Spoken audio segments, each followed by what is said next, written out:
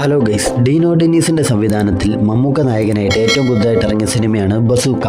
ആദ്യം തന്നെ നെഗറ്റീവ് പറയുകയല്ല, സിനിമയുടെ ആദ്യ പകുതി ഭയങ്കര ശോകമായിരുന്നു. ഇച്ചിരി ഭയങ്കര ഇഴച്ചിൽ പോലെ തോന്നിച്ചു. എന്നാലും അത് ഗംഭീരമായിട്ടുള്ള വിഷ്വലും കാര്യങ്ങളും ഒക്കെ ആയിരുന്നു. പക്ഷേ ആ സിനിമ നമ്മൾ ഇതുവരെ കണ്ടു മറന്നിട്ടുള്ള കുറേ കാര്യങ്ങളാണ് ഇതിൻ്റെ വീണ്ടും വീണ്ടും കാണിച്ചു പോകുന്നതായിട്ട് നമുക്ക് തോന്നുന്നത്. ഫസ്റ്റ് ഹാഫിനെ അപേക്ഷിച്ച് സെക്കൻഡ് ഹാഫ് വളരെയധികം നന്നായിട്ടുണ്ടെന്നാണ് എനിക്ക് തോന്നിച്ചിട്ടുള്ളത്. കാര്യം വെച്ചാൽ മമ്മൂക്കയുടെ ആ ഒരു ഇമ്പാക്റ്റ് അതിൻ്റെ ആ സിനിമയ്ക്ക് അതിൽ ഓരോ ഉണ്ടായിട്ടുള്ളത് സെക്കൻഡ് ഹാഫിലാണ് കൂടുതലായിട്ട്. മ്യൂസിക്കും കാര്യങ്ങളും ഒക്കെ കൊള്ളാം, അത് ഗംഭീരമായിട്ടുണ്ട്. ആ സിനിമയോട് ഇങ്ങനെ ചേർന്ന് നിന്ന് പോകുന്ന രീതിക്കാണ് അതൊക്കെ വന്നിട്ടുള്ളത്. ഈ സിനിമയുടെ ആർട്ട് ഡിപ്പാർട്ട്മെന്റ് ഇച്ചിരൂടെ ശ്രദ്ധിക്കണമായിരുന്നു. കാര്യം ഇതിൻ്റെ അകത്തിൽ ആ തോക്കുകൾ ഇച്ചിരൂടെ പെർഫെക്റ്റ് ആക്കാമായിരുന്നു എന്ന് എനിക്ക് തോന്നിച്ചിട്ടുണ്ട്. വളരെ പ്രെഡിക്റ്റബിൾ ആയിട്ടുള്ള ഒരു സ്റ്റോറി ലൈനാണ് ഈ സിനിമയ്ക്കകത്തിലുള്ളത്. ഒരു സിറ്റുവേഷനിൽ, ഒരു സീനിൽ ഒരു കുഞ്ഞിനെ കാണിക്കുന്നുണ്ട്. ആ കുഞ്ഞിനെ കാണിക്കുമ്പോഴേ നമുക്ക് മനസ്സിലാവും ആ കുഞ്ഞിന് എന്തോ സംഭവിക്കാൻ പോകുന്നുണ്ടെന്നുള്ള കാര്യം. ഈ സിനിമയ്ക്ക് ഒരു ഗെയിം വൈബ് കൊടുക്കാൻ അവർ ശ്രമിച്ചിട്ടുണ്ട്. അതൊരു പരിധി വരെ ഓക്കെ എന്ന് പറയാം. സിനിമയുടെ ഏറ്റവും വലിയ പോസിറ്റീവ് എന്ന് പറയുന്നത് മമ്മൂക്കയുടെ ആ സ്റ്റൈലും സ്വാഗമൊക്കെ അടിപൊളി കിട്ടു, വേറെ ലെവൽ ഐറ്റം. ഈ സിനിമ